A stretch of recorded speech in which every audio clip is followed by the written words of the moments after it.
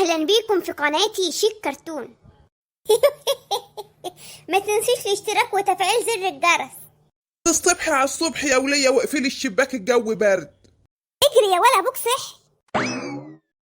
استنوا، آخر الفيديو هيكون في سؤال أو فزورة، واللي هيقول الإجابة الصح في التعليقات هنقول اسمه الفيديو الجاي إن شاء الله. يلا بينا.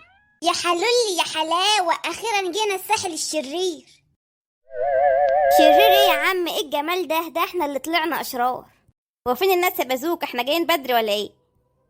جايين دلوقتي، ما تستعجلش يا صاحبي.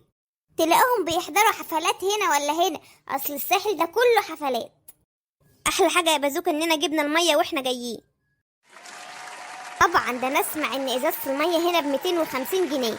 الله عليك أبو المفهومية والتوفير. انا مش مرتاحه يا بازوكا، هي الناس فين؟ سندوتشات حاجة ساعة فريسكا. انا عارف الراجل ده. انت متاكد اننا في الساحل الشمالي يا بازوكا؟ طبعا، أمال هنكون فين يعني؟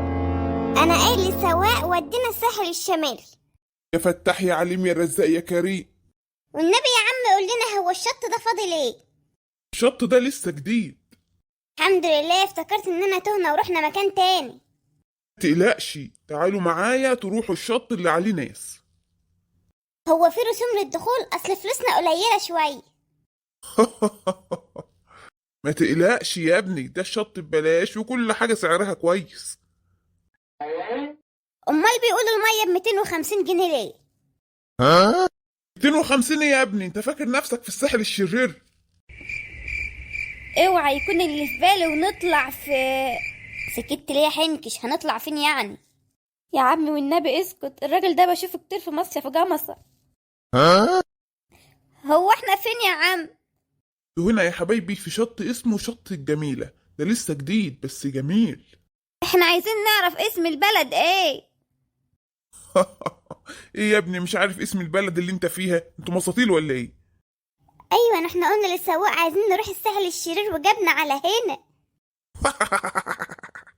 ضحك عليكم، انتوا هنا في جمصة يا حبايبي. عادي، اعتبروا نفسكم في الساحل. هروح بقى اشوف اكل عيشي، سلام عليكم. ضحكت علينا يا بازوكا وقاعد تقول الساحل الشرير وهنروح وحفلات. انا قلبي كان حاسس برضه. انا ما ضحكتش عليكم، انا انضحك عليا زيكم بالظبط. لا والنبي، واشتروا ميه، ده الميه هناك ب250 وطلعت جايبنا جمصة.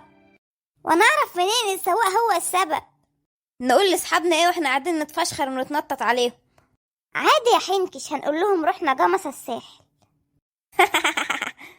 تصدق فكرة حلوة، ده الشط هنا جميل قوي. تعالوا بقى نتصور كام صورة حلوة في المكان الجميل ده. ايوه، وبعد كده نروح الشط اللي فيه ناس ونعوم براحتنا.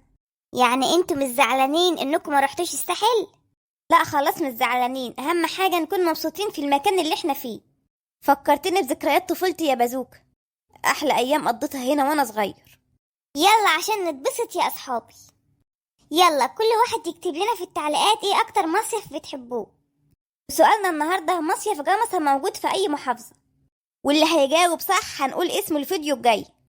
واللي كسب معانا الفيديو اللي فات وقال الإجابة الصح الأستاذ أنور. الله عليك يا أنور يا مفرح. مع السلامة.